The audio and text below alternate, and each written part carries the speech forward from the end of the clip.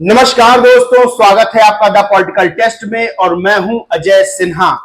दोस्तों, BSP supremo Mayawati के नेतृत्व में उत्तर प्रदेश में एक बड़ा गठबंधन बनने वाला है, क्योंकि जो चीजें सामने निकल कर आ रही हैं वो सीधे ये बता रही हैं कि उत्तर प्रदेश में बड़ा खेला बीजेपी और इंडिया अलायंस के साथ होने वाला है। बीएसपी सुप्रीमो मायावती की नेता तारीफ लगातार कर रहे हैं और उसमें एक और नेता का नाम जुड़ गया है और वो है केंद्रीय मंत्री अनुप्रिया पटेल, जो कि इस समय एनडीए के साथ हैं। दरअसल अनुप्रिया पटेल और भारतीय जनता पार्टी के बीच खटपट कुछ लंबे समय से नजर आ रही है, यानी चुनाव के बाद से ही, चुनाव के दरमियान और चुनाव के बाद से ही खटपट निकलकर सामने आ रही है। अब अनुप्रिया पटेल का ताजा बयान सामने आया है जिसने उत्तर प्रदेश की राजनीति में हलचल मचा दी है और ये हलचल जो है, जो मची है, उससे ये साफ संकेत मिलने लगे हैं कि बीएसपी सुप्रीमो मायावती एक बड़े गठबंधन की तरफ क्या बढ़ सकती हैं या बड़े गठबंधन का नेतृत्व उत्तर प्रदेश में कर सकती हैं। तो दोस्तों, मैं बता दूं कि ऐसे तो उत्तर प्रदेश में अगर देखा जाए तो विधानसभा चुनाव के लिए एक बीजेपी का एनडीए और दूसरा इंडिया अलायंस का गठबंधन और तीसरा बीएसपी अकेले चुनाव लड़ने का ऐलान करती हुई नजर आ रही थी। लेकिन अब जो है, जो गठबंधन की बातें चल रही थी बीएसपी की, और बीएसपी हरियाणा से लेकर कई राज्यों में गठबंधन कर रही है, यानी हरियाणा में तो इनेलो से गठबंधन हो गया। उत्तर प्रदेश में सवाल खड़े हो रहे थे कि बीएसपी किसके साथ गठबंधन करेगी। तो बीएसपी की जो गठबंधन की स्ट्रेटेजी है वो ये है कि तीसरा मोर्चा तैयार किया जाए और बीजेपी और इंडिया अलायंस को धूल चटाई जाए। अब वहीं अनुप्रिया पटेल का जो बयान है वो तीसरे मोर्चे की ओर इशारा कर रहा है, ये सवाल खड़े होते हैं।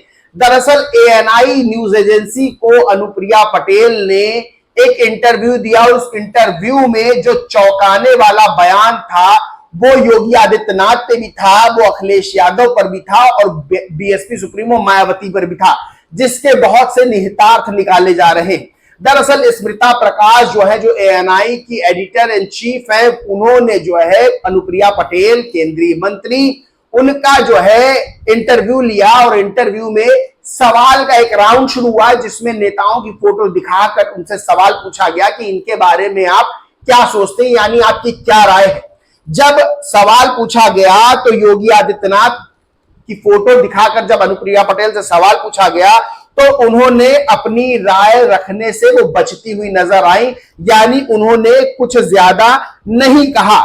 वहीं सबसे बड़ी बात यह है, जब अखिलेश यादव की बारी आई तो अखिलेश यादव को लेकर अनुप्रिया पटेल ने यह बात कही कि अखिलेश यादव को लेकर यह बात कही कि भाई इस समय वो जीत में है, कॉन्फिडेंस में है, तो अपने वो कॉन्फिडेंस को, अपनी वो जीत को, यानी अपने जो उत्तर प्रदेश में जीत इतने सांसदों की मिली है उस पर जो है वो उसको एंजॉय कर रहे हैं। मूवमेंट ऑफ ग्लोरी, यानी ये कहा कि अभी उनके लिए मूवमेंट ऑफ ग्लोरी है क्योंकि उन्हें जो मिला है वो उसके बारे में उन्होंने कभी सोचा भी नहीं था, यानी इतनी बड़ी जीत सोची भी नहीं थी कि ऐसा हो पाएगा, तो उस चीज को वो एंजॉय कर रहे हैं।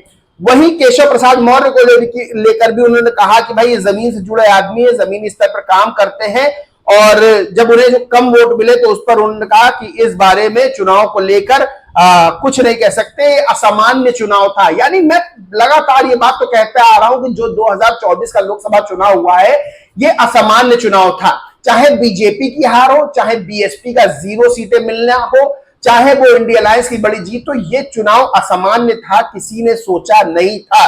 क्योंकि जो इसमें मुद्दे उठाए गए, यानी जो मुद्दे नहीं थे, संविधान का मामला हो, चाहे कांग्रेस तरफ से महिलाओं को 8500 रुपए महीना देने का मामला, ये सब मुद्दे नहीं थे, जमीनी स्तर पे मुद्दे नहीं थे, लेकिन को जबरदस्ती का लाया गया और उसकी जो उसका फायदा था, जो उसकी जीत थी, वो इंडिया अलायंस को मिली। यानी अप्रत्याशित रिजल्ट आया जो किसी ने सोचा नहीं था। बीएसपी अच्छा चुनाव लड़ रही थी लेकिन बीएसपी 0 पे सिमट जाएगी, ये किसी ने नहीं सोचा था। हाँ, ये सोचा था कि सीटें कम होंगी लेकिन सीटें आएंगी, लेकिन इस चुनाव में बड़ा झटका मिला।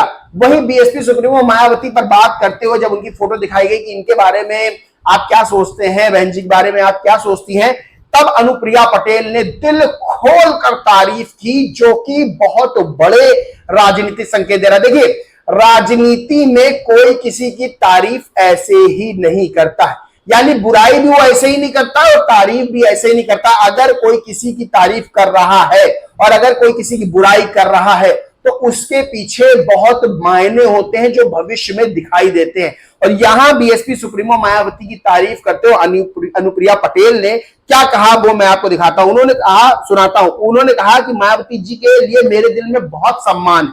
उन्होंने अपना पूरा जीवन दलितों और कमजोर तबके के जीवन को ऊपर लाने में लगा दिया।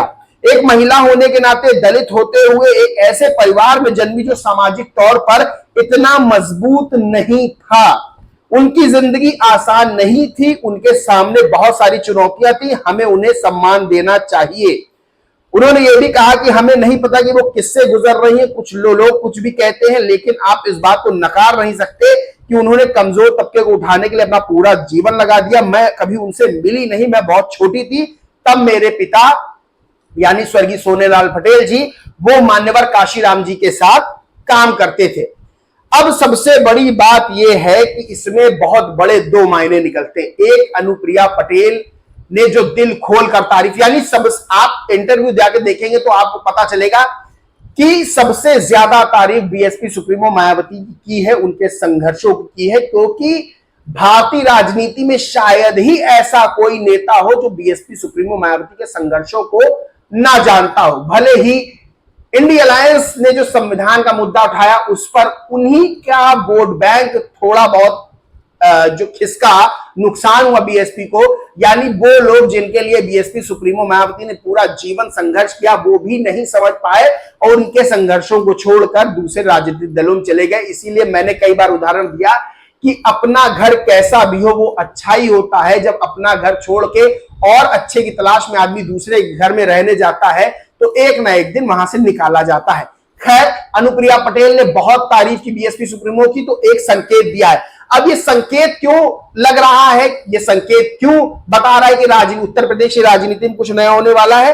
कुछ चीजें मैं बताता हूं कि अनुप्रिया पटेल की योगी सरकार से अनबन चल रही है। ये बातें भी मीडिया की सुर्खियां बन चुकी हैं, जिसमें उन्होंने पिछड़ों के आरक्षण को लेकर सीएम योगी को चिट्ठी लिखी थी और भेदभाव का आरोप लगाया था, जिसके बाद प्रदेश की सियासत में घमासान बचा था। इसी मामले पर उन्होंने जब पूछा गया योगी आदित्यनाथ के बारे में तो अनुप्रिया पटेल ने कुछ भी कहने से गुरेज किया। यानी बीएसपी सुप्रीमो की जहां दिल खोल के तारीफ की, वहीं जो है अनुप्रिया पटेल ने योगी आदित्यनाथ के बोलने से गुरेज किया। अखिलेश को बताया कि मूवमेंट ऑफ ग्लोरी है उनके पास, जो उन्होंने सोचा नहीं था वो उनको मिल गया, तो अपना एंजॉय कर रहे हैं अभी, क्योंकि अप्रत्याशित 2024 का रिजल्ट आया है। अब सबसे बड़ी बात देखिए, अनुप्रिया पटेल भी मंझी हुई नेता हैं भाई। 2024 के इलेक्शन के बाद मंत्री बनी, इससे पहले भी केंद्रीय मंत्री थी और एनडीए की महत्वपूर्ण सदस्य हैं। अब अनुप्रिया पटेल मंझी हुई नेता है और हर नेता अपने भविष्य को लेकर सोचता रहता है, प्लान बनाता रहता है। और अनुप्रिया पटेल ने जिस तरह से बीएसपी सुप्रीमो मायावती की तारीफ की है, उससे एक बड़ा संकेत उत्तर प्रदेश में यह मिल रहा है, उत्तर प्रदेश की राजनीति में, कि आगे 2027 के चुनाव को लेकर अनुप्रिया पटेल का रुख वो बीएसपी सुप्रीमो मायावती की तरफ हो सकता है क्या? क्योंकि अगर खटपट होती है बीजेपी से तो अनुप्रिया पटेल समाजवादी पार्टी या कांग्रेस के साथ नहीं जाएंगी, 99% ये चांस है। तो अनुप्रिया पटेल अकेले चुनाव लड़ेंगी तो वो ऐसा नहीं करेंगी, गठबंधन से ही, कुछ राजनीतिक दल गठबंधन से ही चुनाव लड़ते हैं, अकेले चुनाव नहीं लड़ते। उत्तर प्रदेश में कई राजनीतिक दल हैं, चाहे वो अनुप्रिया पटेल का हो, चाहे वो ओपी राजभर का हो, चाहे संजय निषाद का हो, तो गठबंधन करके चुनाव लड़ते हैं। अनुप्रिया पटेल जो है आगे जो है, अगर बीजेपी से कुछ खटपट होती है तो वो बीएसपी सुप्रीमो मायावती की ओर जा सकती है। उनकी तारीफ इतनी की है, यानी ये बड़े संकेत उत्तर प्रदेश की राजनीति को दे रहा। और अगर ऐसा होता है तो ये एक अच्छा गठबंधन बन सकता है, क्योंकि राजनीति में, मैं बार बार कहता हूं, राजनीति में कुछ भी हो सकता है। राजनीति अप्रत्याशित है, यानी वहां पर संभावना ही संभावनाएं हैं। जो जिसकी बुराई करता है वो भी दूसरे के साथ जाता है। बहुत से आपने देखा होगा, ओपी राजभर वाला मामला देख ले कि ओपी राजभर 2022 के चुनाव में किस तरह से भारतीय जनता पार्टी, यहां तक प्रधानमंत्री नरेंद्र मोदी और मुख्यमंत्री योगी आदित्यनाथ की पानी पी पी कर बुराई करते थे, बहुत कुछ कह डाला और आखिर में आज बीजेपी के सहयोगी बने, विधानसभा में बैठे हुए हैं, मंत्री भी हैं। तो राजनीति, अप्रत्याशित राजनीति संभावनाओं का खेल है, यहां कुछ भी हो सकता है। और अनुप्रिया पटेल ने जिस तरह से बीएसपी सुप्रीमो की तारीफ की है, और ये बताता है, अनुप्रिया पटेल की जो तारीफ की है बीएसपी सुप्रीमो मायावती की, वो ये बताता है कि बीएसपी सुप्रीमो मायावती का कद दिन पर दिन बढ़ता जा रहा है, क्योंकि उनके संघर्षों को, उनकी जो लेगेसी है उसको, उनके जो काम है, उनका जो दलितों के प्रति जिस तरह से उन्होंने दलितों का उत्थान किया, और उसको कोई भुला नहीं सकता। सबसे बड़ी बात है 2024 में सबसे ज्यादा अगर कथित तौर पर कोई धोखे में रहा तो वो दलित समुदाय रहा, क्योंकि अब उसको ये बात समझ में आ रही है कि हमने बीएसपी को छोड़ के जो वोट दिया, सबसे बड़ी गलती यही हुई है, क्योंकि अपना घर ही कमजोर कर दिया, और इसी का नतीजा ये रहा कि बीएसपी 0 पर सिमट गई। लेकिन 2027 में, उससे पहले उपचुनाव में बीएसपी के लिए संभावनाएं और हर तरफ से बीएसपी सुप्रीमो मायावती की तारीफ हो रही है। और सबसे बड़ी बात यह कि स्मृता प्रकाश ने भी ये बात कही कि अब बीएसपी सुप्रीमो की वही पुरानी चीज, पुराना तेवर, पुरानी जो फैन फॉलोइंग थी वो नजर आ रही है। क्योंकि जब चेन्नई में पहुंची बीएसपी सुप्रीमो मायावती आर्मस्ट्रांग वाले मामले में, तब जैसे ही पहुंची तो चेन्नई, सोचिए उत्तर प्रदेश नहीं, स्मृता प्रकाश ने भी कहा, यानी एएनआई के एडिटर जो है उन्होंने भी कहा कि जब वो पहुंची तो उत्तर प्रदेश में तो उनकी बहुत ज्यादा दीवानगी है बीएसपी सुप्रीमो मायावती की, यानी सबसे बड़ी कोई रैली करता है तो बीएसपी सुप्रीमो मायावती ही करती है। जब वो चेन्नई पहुंची तो वहां के लोगों का जो बीएसपी सुप्रीमो मायावती के प्रति उत्साह था, वो बताने के लिए काफी है कि वो नेशन वाइड नेता है। ये स्मृता प्रकाश ने भी कहा, अनुप्रिया पटेल ने भी कहा कि वो सिर्फ उत्तर प्रदेश की नेता नहीं है, वो नेशन वाइड नेता है। यानी इतना बड़ा कद किसी नेता का, और उस नेता को उन्हीं के लोग अगर छोड़ के दूसरे को वोट करें तो बहुत चौंकाने वाली बात होती है। लेकिन अब जिन्होंने दूसरों को वोट किया वो भी ये बात समझ गए कि बीएसपी ही उनका घर है, और बीएसपी सुप्रीमो मायावती इसीलिए बहुत तेजी से पावर को लेकर अपना कमबैक कर रही है। दोस्तों, इस पूरे मामले पर आप क्या सोचते हैं, क्या मानते हैं, कमेंट करके जरूर बताएं। वीडियो अच्छा लगा हो तो शेयर प्लीज जरूर करें, और बेल आइकन, चैनल को सब्सक्राइब करके बेल आइकन जरूर दबा लें, क्योंकि जैसे ही वीडियो आए वैसे ही वो आप तक पहुंच जाए और आप सही जानकारी से जो है वो परिचित हो सके। दोस्तों, जय हिंद, जय भारत।